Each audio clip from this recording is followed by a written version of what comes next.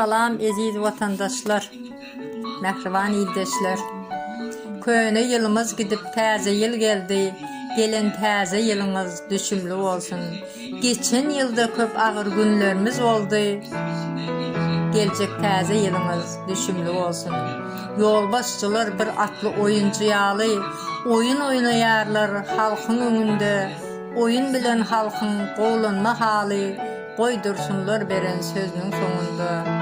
Aylıklarımız çörüğü de yeten ok, dine çörük bilen günümüz geçen ok. İnternetler hiçbir yerde çeken ok. Gelecek taze yılımız düşümlü olsun. Arshalı bilen gelsin bars yılımız, bankamatta dursun almalı pulumuz.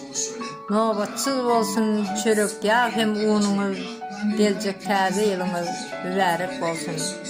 Fasolyalar hiçbir zada yeten ok. Ağaç karnına çağalarımız yeten ok. İyimese çağaların vitamini yeten ok. Gelecek taze yılımız mübarek olsun. Benim sözlerimi yolbaşçılar duysun. Katı görse görsün, koy ölse ölsün. Gelecek yılda adamlar bahtiyar olsun. Gelecek taze yılımız mübarek olsun. Türkmenimde taze devlet kurulsun. Halka yer, su, söz azatlık verilsin. Halkımız üçün taze öyler kurulsun.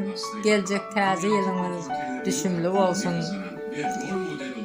Gelecek yılda uçak yolları açılsın. İslendik yollara parasız uçulsun. Vatanımıza arkayın girip çıkılsın. Gelecek taze yılımız düşümlü olsun. Taze yılda köp taze toylar tutulsun. Yüreklerdeki arzulara yetilsin.